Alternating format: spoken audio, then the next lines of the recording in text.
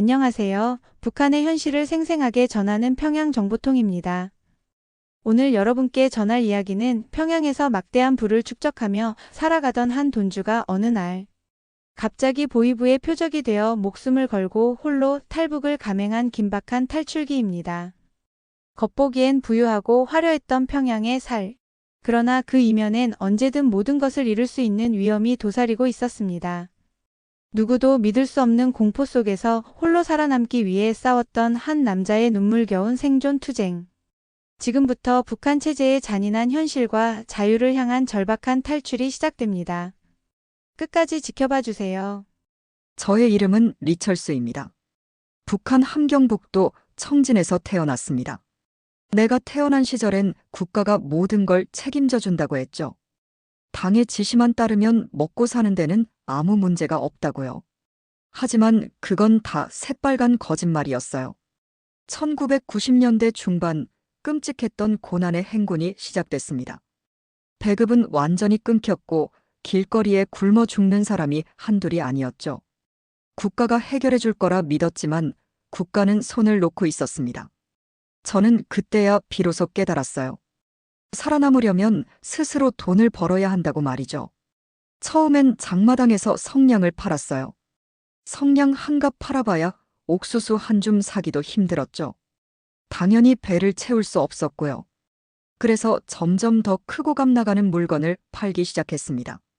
중국산 초코파이, 담배, 술, 옷가지와 생활용품까지 돈이 될 만한 것이라면 가리지 않고 팔았어요. 장마당에서 깨달은 게 하나 있습니다. 바로 돈이 곧 힘이라는 사실이었죠. 시간이 흐르면서 저는 국경을 넘나드는 무역에도 손을 댔어요. 북한 돈은 이미 종이 조각에 불과했고 진짜 가치는 중국 위안화와 미국 달러뿐이었으니까요. 심지어 고위 간부들조차 몰래 우리 같은 사람들에게 외화를 바꾸러 찾아왔습니다. 그렇게 저는 점점 돈주가 되었고 평양에서도 제 이름이 조금씩 알려지기 시작했죠. 하지만 돈이 늘어날수록 그만큼 위험도 따라왔어요. 국가보위성, 우리가 흔히 부르는 보위부는 돈 잘 버는 사람들을 특별히 감시했습니다. 국가보다 더 많은 돈을 가진 사람을 그들이 가만둘 리 없으니까요. 그러던 며칠 전 제 오랜 친구이자 사업 파트너였던 강진우가 갑자기 사라졌습니다. 진우가 잡혀갔대. 보위부 사람들이 끌고 갔다던데. 소문은 삽시간에 장마당 전체로 퍼졌어요. 장사꾼들은 입을 모아 수군댔죠. 군수공장 물건을 빼돌리다 걸렸다는 소리가 있어요. 아니라오.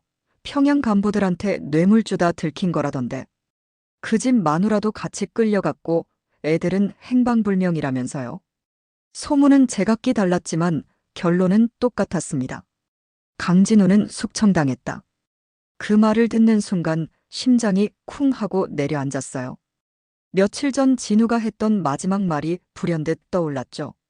철수야, 우리 같은 놈들 요즘 하나둘씩 사라지고 있어. 괜한 걱정하지 마라. 내가 뭘 잘못했다고 그래. 몰라. 그런데 누군가 내 뒤를 밟고 다니는 게 느껴져. 너도 조심하는 게 좋겠다. 그때는 별일 아니라며 웃어넘겼습니다. 하지만 이제야 깨달았어요. 그날 진우의 말은 농담이 아니라 진짜 경고였다는 걸 말이죠. 며칠 후 평양에서 운영하던 고급 식당에서 보위부 간부들을 만나기로 했습니다. 그들에게 뇌물을 바쳐서라도 내 사업을 지키려고 마련한 자리였죠. 그런데 이상하게 약속한 간부들은 나타나지 않았어요. 그 대신 식당 문이 벌컥 열리더니 검은색 제복을 입은 보위부 요원들이 쏟아져 들어왔죠. 리철수 동무, 당장 따라오시오. 식당 안공기가 순식간에 얼어붙는 게 느껴졌습니다. 손님들 모두가 나를 쳐다봤어요. 그들 중에는 친하게 지내던 군 간부도 있었지만 그는 일부러 내 시선을 피하는 듯 했죠. 바로 그때 깨달았어요. 아, 끝났구나. 이거 대체 무슨 일입니까? 그러자 보위부 요원이 차갑게 대답합니다. 그쪽이 더 잘 알지 않겠습니까? 국가 반역 혐의요. 반역. 그 단어가 귓가에 꽂히는 순간 온몸에 소름이 돋았어요. 이제 정말 끝장이라는 사실을 뼈저리게 느꼈죠. 차가운 신문실에 앉아 있었습니다. 내 앞에는 보위부 요원이 서류 몇 장을 탁탁 내려놓으며 날 바라봤어요. 리철수 동무. 그가 내 이름을 부를 때마다 심장이 철렁 내려앉았죠. 평양에서 무역을 하며 돈을 꽤 많이 벌었더구만. 그런데 말입니다. 요원은 천천히 서류를 뒤적이면서 말을 이었어요. 왜 국가를 기만했습니까? 순간 저는 말을 잃었어요. 국가를 기만하다니요? 나는 장사를 했을 뿐입니다. 그뿐이죠. 그런데 그가 내 앞에 해외은행 계좌 송금 내역을 슬쩍 밀어놓았습니다. 중국 상하이 지점 입금자 리철수 금액 30만 위안. 홍콩 지점 입금자 리철수 금액 50만 홍콩 달러. 순간 등골이 서늘했죠. 이걸 어떻게 알아낸 걸까요? 나는 절대로 내 이름을 직접 쓰지 않았어요. 돈을 보낼 때마다 철저하게 믿을 만한 사람들을 통해 움직였는데 말입니다. 그런데 보위부가 이런 자료까지 손에 쥐었다면 누군가 날 밀고 한 겁니다. 속에서 분노가 치밀어 올랐죠. 하지만 여기서 감정을 드러내면 절대 안 됩니다.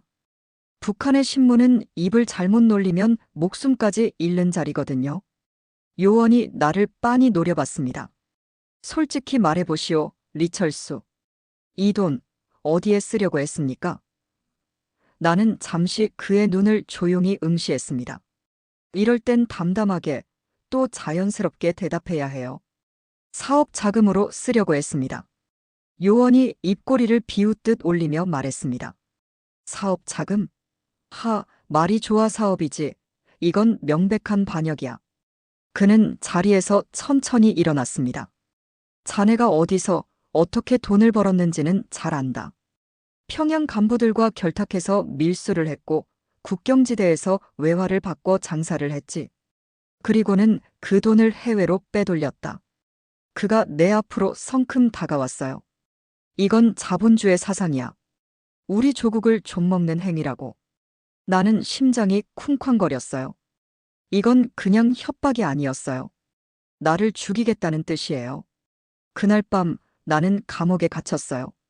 벽에는 곰팡이가 피었고 방 안은 악취로 가득했어요. 나는 혼자 앉아 다음 날을 생각했어요. 이대로 가면 나는 숙청당할 거예요.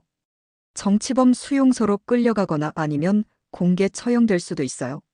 나는 살아남아야 했어요. 탈출해야 한다. 나는 감옥 바닥에 등을 기댄 채 천장을 바라봤어요. 차가운 공기 속에서 곰팡이 냄새가 스며들었고 벽에는 습기가 내려앉아 있었어요. 바닥에 떨어지는 물방울 소리가 규칙적으로 들려왔죠. 뚝뚝뚝. 그 소리에 맞춰 심장이 두근거렸어요. 나는 살면서 수많은 위기를 겪었어요. 장마당에서 굶주린 아이들과 자리다툼을 하던 시절부터 국경에서 밀수를 하다가 중국 공안에게 쫓겼던 순간까지. 하지만 이번만큼 목숨이 위태로웠던 적은 없었어요. 여기서 나가야 해요. 그렇지 않으면 내일 아침에는 이 세상에 없을지도 몰라요. 나는 감옥의 구조를 다시 떠올렸어요. 이곳은 평양 보위부의 구금시설이었어요. 수감자들이 고문당하는 소리는 하루에도 몇 번씩 들려왔죠. 하지만 여기는 아직 정치범 수용소가 아니었어요. 정치범 수용소로 끌려가면 끝이에요. 거기선 탈출도 살아남는 것도 불가능해요. 오늘이 마지막 기회다. 나는 감옥문 앞에서 경비를 서는 보위부 요원의 발소리를 들었어요. 일정한 간격으로 복도를 걸었다가 5분에 한 번씩 다른 방향으로 향했어요. 그 짧은 틈을 노려야 했어요. 하지만 문제는 감옥문이었어요. 밖에서 잠겨 있어서 쉽게 나갈 수 없었죠. 그런데 철컥. 누군가 감옥문을 열고 있었어요. 숨을 죽인 채 문을 바라봤어요. 제발. 그리고 문이 천천히 열렸어요. 그 앞에 서 있던 사람을 보고 나는 심장이 얼어붙었어요. 장석훈. 그는 내 사업 파트너였어요. 장마당에서부터 함께 장사를 했고 평양의 외화시장까지 같이 키워온 동업자였죠. 그런데 그가 내 감옥문을 열고 서 있었어요. 철수야. 그가 낮은 목소리로 불렀어요. 나는 벌떡 일어나 그를 노려봤어요. 내가 나를 팔았냐? 그는 미묘한 표정으로 나를 바라보았어요. 그리고 피곤한 듯 한숨을 내쉬었어요. 선택의 여지가 없었어. 나는 이를 악물었어요. 그래서 나를 보위부에 넘긴 거냐? 그는 고개를 끄덕였어요. 내가 살아남을 방법은 하나야. 지금 나랑 같이 가자. 나는 헛웃음을 지었어요. 같이 가자고. 어디로? 보위부에 협조해. 그의 목소리는 흔들리지 않았어요. 자백하면 살 수 있어. 우리가 가진 돈과 인맥이면 다시 살아날 수 있어. 나는 그를 똑바로 바라봤어요. 그리고 깨달았어요. 이 자식 이미 보위부 편이구나. 나는 너처럼 살지 않아. 그 순간 장석훈의 표정이 싸늘하게 변했어요. 그럼 내 선택은 죽음이야. 나는 눈을 감았다가 떴어요. 죽든 말든 나는 내 방식대로 살 거야. 그리고 나는 그의 멱살을 잡고 세게 밀쳤어요. 장석훈이 중심을 잃고 뒤로 넘어졌어요.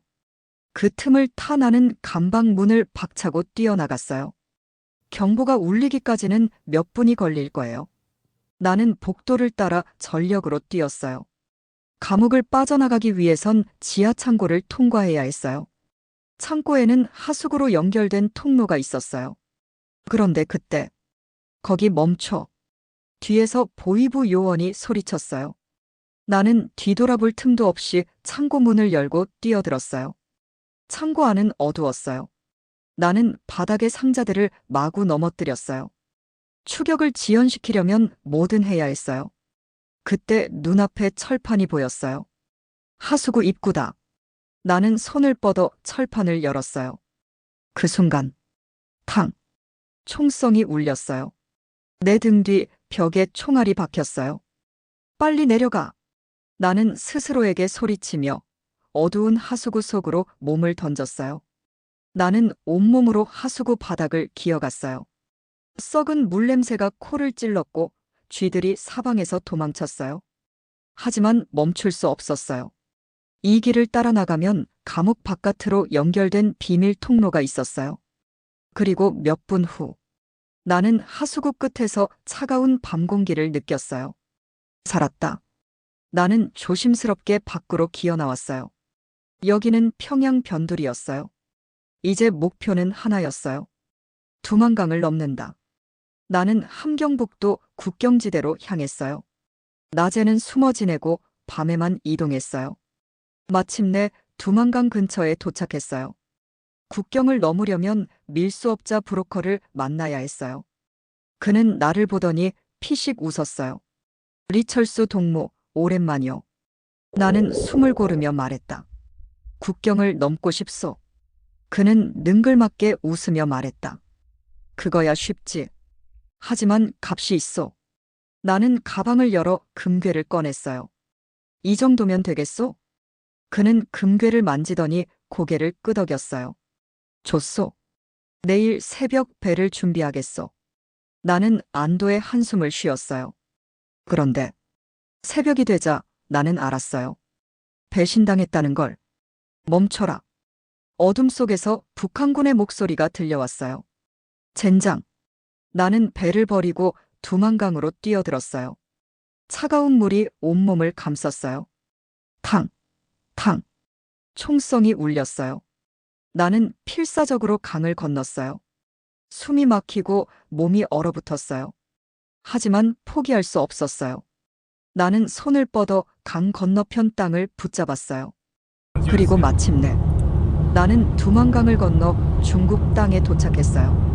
숨을 몰아쉬며 나는 떨리는 목소리로 중얼거렸어요. 살았다. 하지만 아직 끝난 게 아니었어요. 이제부터는 새로운 사냥이 시작될 거예요. 눈을 들어 강 건너편을 바라봤어요. 북한군 병사들이 총을 든 채 이쪽을 노려보고 있었어요. 이제 다시 돌아갈 수는 없어요. 나는 몸을 일으켜 어둠 속으로 몸을 숨겼어요. 숨을 곳이 없다. 중국 땅에 발을 디뎠다고 해서 끝난 게 아니었어요. 이제부터가 진짜 문제였어요. 중국에는 북한 보위부의 밀정들이 숨어 있었어요. 탈북자들을 색출해 다시 북한으로 끌고 가는 게 그들의 임무였어요. 중국 공안도 탈북자를 체포하면 북한으로 강제 송환했어요. 걸리면 끝이에요. 다시 끌려가면 숙청당할 게 뻔했어요. 나는 최대한 몸을 낮추고 움직였어요. 옷은 이미 젖을 대로 젖어 얼어붙을 것 같았어요. 그러나 멈출 수 없었어요. 나는 조선족 마을로 가야 했어요. 조선족들 중 일부는 탈북자를 돕는 사람들이 있었어요. 하지만 어떤 사람들은 밀정과 내통하는 자들이었죠. 나는 조선족 중 한 사람의 이름을 알고 있었어요. 최명식. 그는 과거에 탈북자들을 도와 한국까지 갈 수 있도록 연결해줬어요. 그를 찾아가야 했어요. 몇 시간 동안 산을 넘고 강을 지나 마침내 조선족 마을에 도착했어요. 나는 최명식의 집을 찾아갔어요. 문을 두드리자 안에서 조심스러운 목소리가 들려왔어요. 누구요? 저는 함경북도에서 온 사람이요. 리철수라고 합니다. 잠시 정적이 흘렀어요. 그리고 문이 조심스럽게 열렸어요. 안에서 50대 중반쯤 되어 보이는 남자가 나를 바라보고 있었어요. 어서 들어오시오. 나는 황급히 안으로 들어갔어요. 방 안은 따뜻했어요. 오랜만에 느껴보는 온기였어요. 물이랑 마른 옷부터 가져오겠소. 최명식이 조용히 말했어요. 나는 떨리는 손으로 물을 받아 마셨어요. 옷을 갈아입고 몸을 녹인 후에야 숨을 돌릴 수 있었어요. 그래서 어디까지 갈 생각이요? 나는 단호하게 대답했어요. 한국까지 가야 합니다. 그는 눈썹을 찌푸렸어요. 쉬운 길이 아니요. 남쪽으로 내려가려면 밀항선을 타거나 아니면 라오스를 거쳐 가야 하는데. 나는 조용히 돈이 든 가방을 내밀었어요. 방법만 알려주시오. 제가 돈은 마련했소. 최명식은 내 손을 밀어내며 고개를 저었어요. 돈도 중요하지만 지금 문제가 뭔 줄 아시오? 나는 긴장된 표정으로 그를 바라봤어요. 무슨 문제 말입니까? 그는 낮은 목소리로 대답했어요. 보위부에서 이미 자네를 찾고 있다는 거요. 나는 심장이 철렁 내려앉았어요. 벌써? 그래. 자네가 도강한 게 보고됐고 이 근처에 자네를 찾으러 온 놈들이 있다 하더이다. 그 순간 밖에서 인기척이 들렸어요. 나는 반사적으로 몸을 움츠렸어요. 이 집 안에 누구 있어? 목소리가 들려왔어요. 나는 숨을 삼켰어요. 보위부 밀정이었다. 밀정과의 대면. 최명식이 내게 손짓했어요. 뒤로 가시오. 빨리. 나는 황급히 방 안쪽으로 들어가 숨었어요. 문이 열리는 소리가 들렸어요. 최명식 동무, 자네 요즘 수상한 놈들 안 봤소? 최명식은 태연한 목소리로 대답했어요. 누구를 본단 말이오? 우린 알고 있어. 조선족 중에서도 탈북자들 숨겨주는 놈들이 있지. 자네도 그중 하나란 소문이 있어. 최명식은 헛웃음을 쳤어요. 난 장사꾼이요. 그런 일에 손댈 이유가 없지 않소? 잠시 정적이 흘렀어요. 그리고 이윽고 발소리가 점점 멀어졌어요. 나는 긴장을 풀고 조용히 숨을 내쉬었어요. 최명식이 속삭였어요. 이곳도 안전하지 않소. 오늘 밤 바로 떠나야 하오. 나는 고개를 끄덕였어요. 더 이상 숨을 곳이 없었어요. 최명식이 소개해준 브로커를 만나기로 했어요. 그는 라오스를 거쳐 태국으로 가는 탈출 경로를 알고 있는 사람이었어요. 약속 장소에서 기다리는데 이상한 낌새가 들었어요. 멀리서 공한 차량의 불빛이 번쩍였어요. 나는 직감적으로 알았어요. 떠치다. 나는 몸을 돌려 골목으로 뛰어들었어요. 뒤에서 누군가 소리쳤어요. 멈춰라. 나는 필사적으로 달렸어요. 하지만 숨이 차오르면서 점점 속도가 느려졌어요. 그때 눈앞에 한국 대사관이 보였어요. 여기까지 가면 살 수 있어요. 나는 마지막 힘을 짜내 대사관 문을 향해 돌진했어요. 대사관 경비가 나를 보고 소리쳤어요. 멈춰. 여기서 뭐 하는 거야? 나는 외쳤어요. 나는 북한에서 왔어. 한국으로 가야 하오. 경비는 놀란 듯 나를 바라봤어요. 그리고 대사관 문이 열렸어요. 나는 그 안으로 몸을 던졌어요. 나는 대사관에서 보호를 받았어요. 며칠 후 나는 한국으로 향하는 비행기에 몸을 실었어요. 창밖을 바라보며 믿을 수 없었어요. 드디어 끝났다. 나는 목숨을 걸고 북한을 떠났고 중국과 동남아를 통해다 마침내 대한민국으로 향하고 있었어요. 나는 눈을 감았어요. 그리고 처음으로 마음이 놓였어요. 비행기가 남쪽을 향해 날아갔어요. 나는 창밖을 바라봤어요. 구름 사이로 태양빛이 비쳐 들어왔어요. 그 아래에는 대한민국의 땅이 보였어요. 믿을 수가 없었어요. 나는 북한에서 죽을 위기에 처했던 사람이었어요. 중국에서는 보위부 밀정들에게 쫓기는 도망자였어요. 그런데 지금 나는 살아있다. 이제 더 이상 도망치지 않아도 돼요. 이제 더 이상 총구를 신경 쓰지 않아도 돼요. 하지만 왜 가슴이 이렇게 먹먹할까요? 처음 만난 대한민국. 비행기가 착륙했어요. 트랩을 내려오는데 차가운 공기가 얼굴을 스쳤어요. 어서 오세요. 공항에서 사람들이 나를 맞이했어요. 어떤 사람은 손을 내밀었고 어떤 사람은 따뜻한 눈빛으로 바라봤어요. 내가 정말 한국에 온 걸까? 모든 것이 꿈만 같았어요. 나는 국정원 보호시설로 이동했어요. 탈북자는 처음 한국에 오면 조사를 받아야 했어요. 리철수 씨, 북한에서는 어떤 일을 하셨습니까? 나는 심호흡을 했어요. 무역을 했습니다. 돈을 벌었고 돈을 잃었고 죽을 뻔도 했습니다. 조사관이 내 이야기를 조용히 들었어요. 북한에서는 이런 말을 하면 당장 죽었겠죠. 그런데 여기는 아니었어요. 나는 거짓 없이 모든 걸 털어놓았어요. 며칠 후 나는 하나원으로 이동했어요. 이곳에는 감시가 없습니까? 하나원은 탈북자들이 한국 사회에 적응할 수 있도록 돕는 곳이었어요. 처음엔 모든 게 낯설었어요. 여기는 진짜로 감시가 없습니까? 나는 방에 설치된 스위치를 보고도 의심했어요. 혹시 몰래카메라가 아닐까? 도청 장치가 있는 게 아닐까? 하지만 시간이 지나면서 알게 됐어요. 여기는 북한이 아니었어요. 진짜 자유로운 곳이었어요. 아침에 밥을 먹고 수업을 들었어요. 한국에서는 어떤 법이 있는지, 어떻게 돈을 벌어야 하는지 배웠어요. 그런데 모든 것이 풍족한데도 나는 자꾸 불안했어요. 이게 정말 가능한 세상인가? 너무나도 다른 세상. 하나원을 나와 나는 대한민국에서의 첫날을 맞았어요. 길에는 외제차가 쌩쌩 달렸어요. 북한에서는 고위층만 타던 자동차가 여기서는 흔했어요. 사람들은 바쁘게 걸어 다녔어요. 그런데 신기한 건 모두 얼굴에 긴장감이 없었어요. 북한에서는 길을 걸을 때도 항상 눈치를 봐야 했어요. 어디서든 보위부의 감시가 있었으니까요. 하지만 여기는 아니었어요. 아무도 나를 감시하지 않았어요. 나는 길 한가운데 서서 생각했어요. 나는 이제 무엇을 해야 하지? 북한에서는 살아남는 것 자체가 목표였어요. 하지만 이제는 살아남는 것만으로는 부족하다. 나는 작은 식당에서 아르바이트를 시작했어요. 처음엔 서툴렀어요.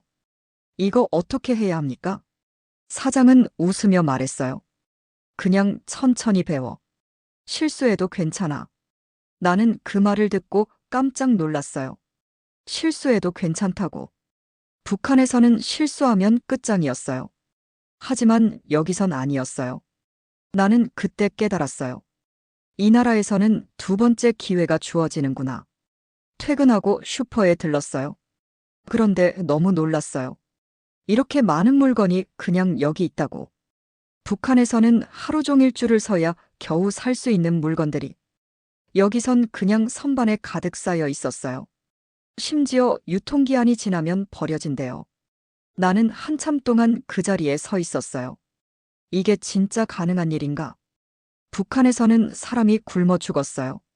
하지만 이곳에서는 그럴 일이 없었어요. 나는 처음으로 이 나라가 어떤 곳인지 알 것 같았어요. 하루는 북한에서 온 지인이 전화를 걸어줬어요. 철수야, 내 가족들 소식 들었어. 나는 숨을 죽였어요. 무사하십니까? 응. 근데 보위부에서 조사했다더라. 그래도 다행히 큰일은 안 났어. 나는 안도의 한숨을 쉬었어요. 그러나 그 말을 듣는 순간 가족을 구해야겠다는 결심이 섰어요.